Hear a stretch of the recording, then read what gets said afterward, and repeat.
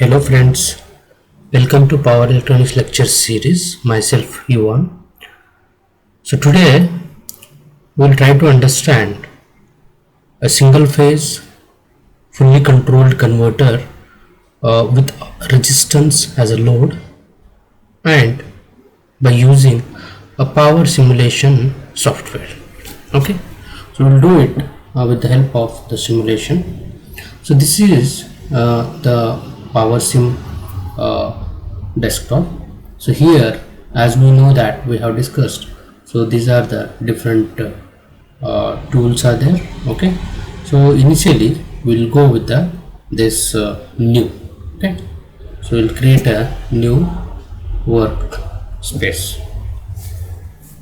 So here, once it created, you just do one thing, do the save.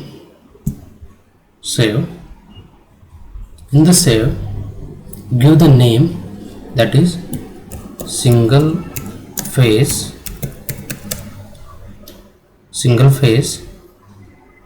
fully controlled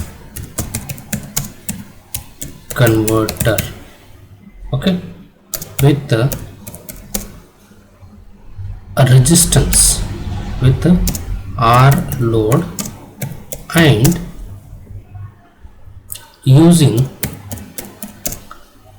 PSIM software.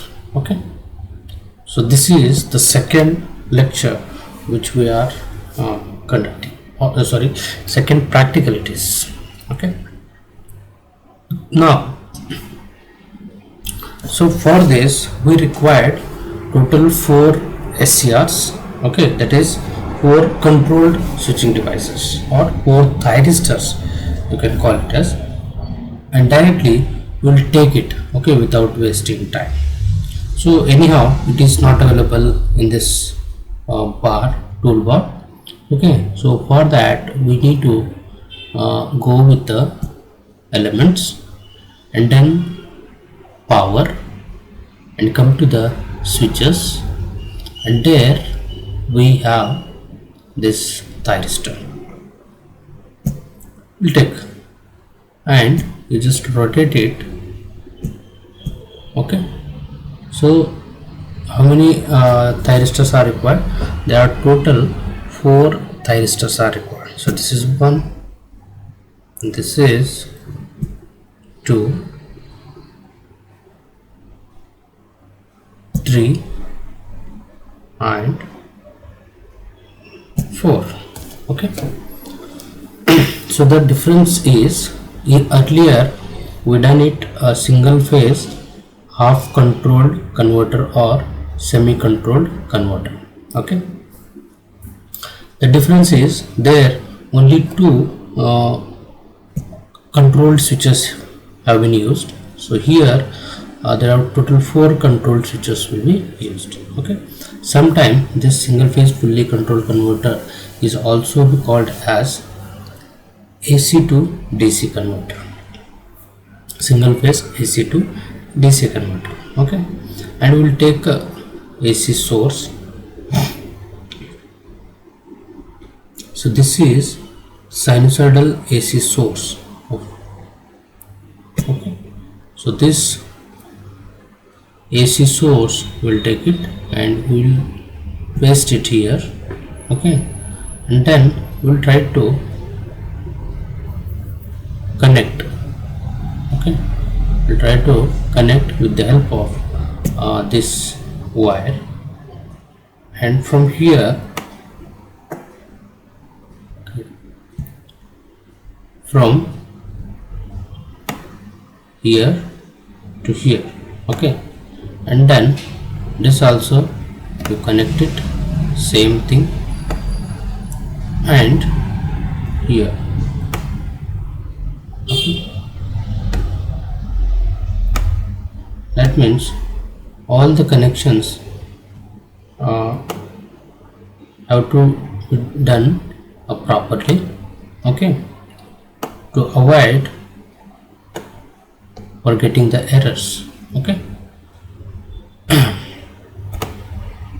and this is the source and which will be connected to this particular phase, and then this is the second terminal which is connected at this point. Okay, and we require the load, so here it is the load. Okay, and this will be placed like this, and you just connect it with the help of this wire. Okay, we'll connect it, and then the next terminal of the resistance is connected to this. After this, we'll take a voltage probe, so thereby we can able to find out the input voltage as well as the output voltage. You can connect at this position as well. Okay, and here we required one ammeter. Okay, we required an ammeter, and which is connected in series like this. Okay, just complete this particular path, and from here you just connect it as a voltage, and from here you just connect at this, and the remaining is this input voltage probe. Okay, so we done it. Okay, then we need to provide a gate pulse signal. Okay, that is, this is the gating block for switching purpose, and we'll connect it for all the switches. So this is, and this, and this. You can name all the thyristors based on your convenient. Okay, so it is connected this gating blocks. Okay, so after this we will try to put all the values in a proper way. Okay, so this is we have taken 230 volt, and the frequency which we are operating, that is 50 hertz. Okay, so as we have discussed that, so this is the input voltage. If you want to display, you just click it on this and just make it close, and then this is the input voltmeter. Okay, voltage probe, thereby the voltage can be measured. This is input voltage. Okay, this is the source, and this is the input voltage. Okay, probe, and here if you want you can put it V in source. Okay, V input source. Then we'll take this ammeter, you name it VO, that is output current. After this we have this voltmeter, and this voltmeter is, that is voltage probe, will give the name V0, therefore we can able to identify it is a output voltage voltmeter. And the resistance which we have taken in the earlier case also 100 ohm, so here also we will take 100 ohm, and this is the load resistance. So if you want to display it, you just click it on that. Okay, and then the finally remaining is setting of this thyristors. Okay, click on this thyristor, will give a name, it is a T1. Okay, this is a T1, and it is T3,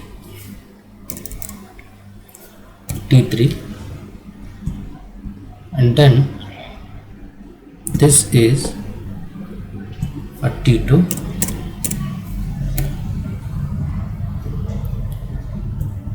and finally it is a T4. Okay, yes, we done it. Okay, completely we done it. And the next thing is we need to provide an simulation control. Okay, we need to provide an simulation control. Okay, we'll click on this and just you put it, click here and just put it total time it is of, you can take it is 0.04. okay, and then we just do it cancel. After this already we have given the file name. Okay, that is the practical name. And then we will go to the simulate and then run PSIM simulation. Otherwise you can put it through F8. Okay, so this is the run. So what it is given, properties. Okay, in the properties the available variables are output current, input voltage and the output voltage. Okay, so before this we have not given the gate pulse, that is firing angle we have not provided. So we'll complete that and then we'll simulate it, we will run the simulation. Okay, so here gating blocks, so this is the frequency which we have given 50 Hertz. Okay, and then the gating pulse will be given as, so firing pulse initially I will give a 30 volt, 30 degree. From it conducts from 30 degree to 180 degree. Okay, and there are number of points are 2 and the frequency which is working, that is 50 Hertz. Okay, frequency is 50 Hertz. Okay, then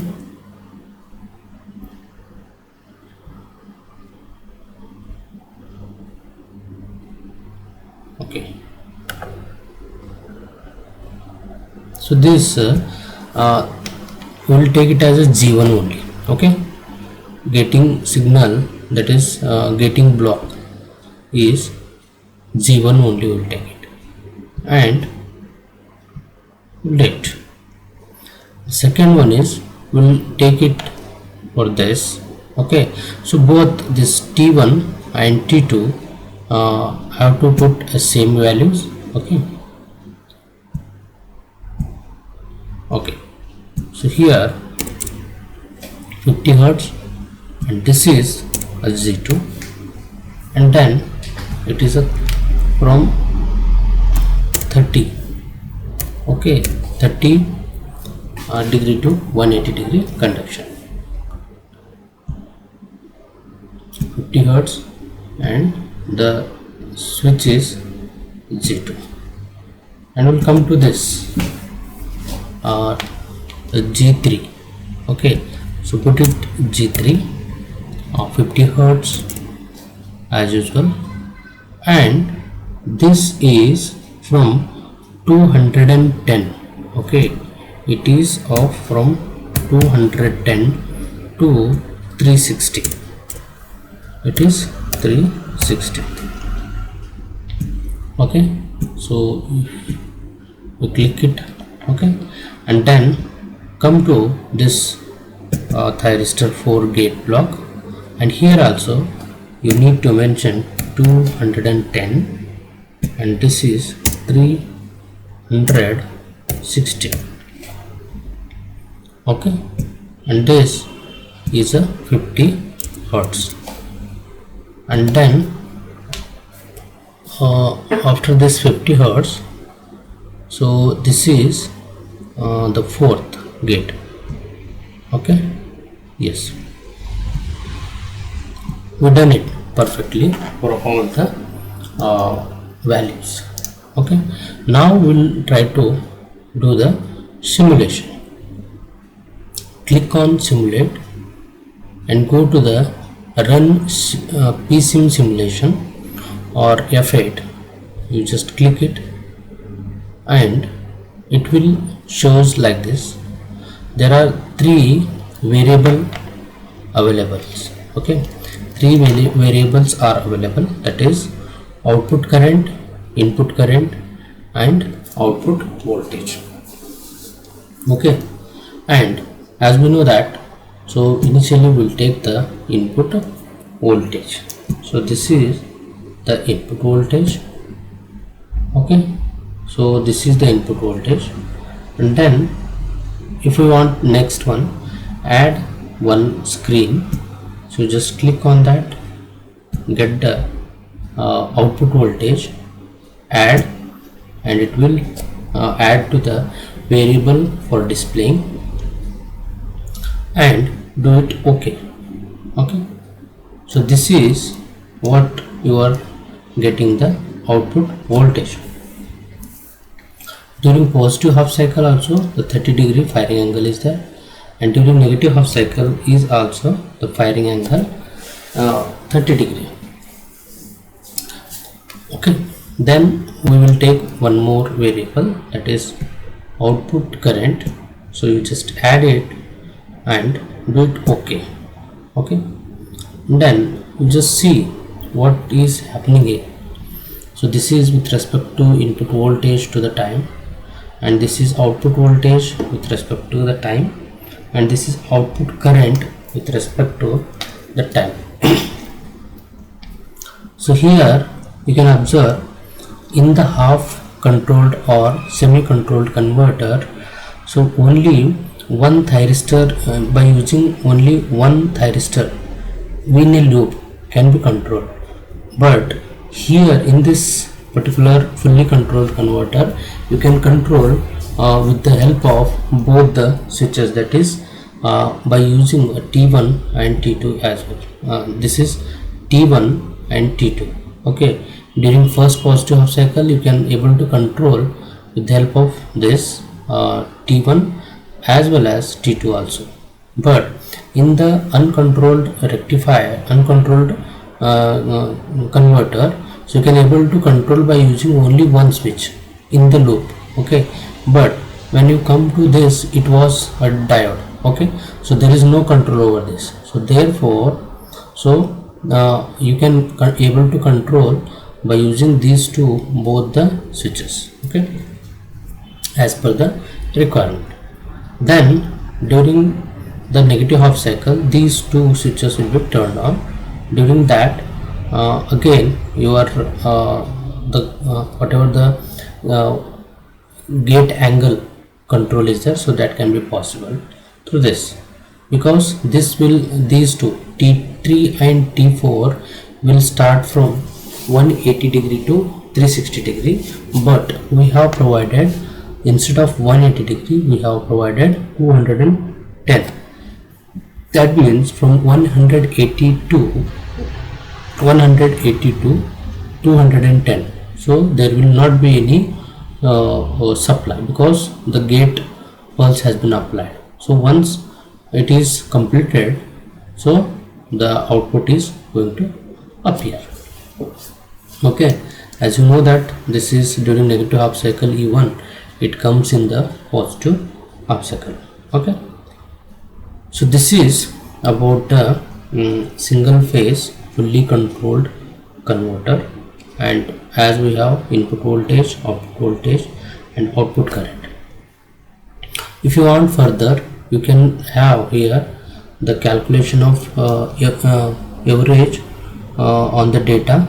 Okay, so it is calculated the average of the data, okay, between two cursors. Okay, here one cursor and here one cursor. So it will be calculating the average value, and you can calculate the RMS value as well by clicking on this. If you want, you can just check it out. So it will give all the values. Okay, then you can get it by uh, here you can calculate the power factor and real power, okay, and total harmonic distortion. So these also can be calculated by just clicking on these things, these tools, okay. So this is all about the single phase fully controlled converter by using the resistance as a load, okay. Now, so this is the complete diagram for performing the practical aspect.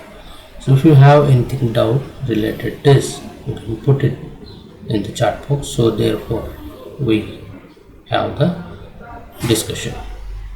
Thank you for watching.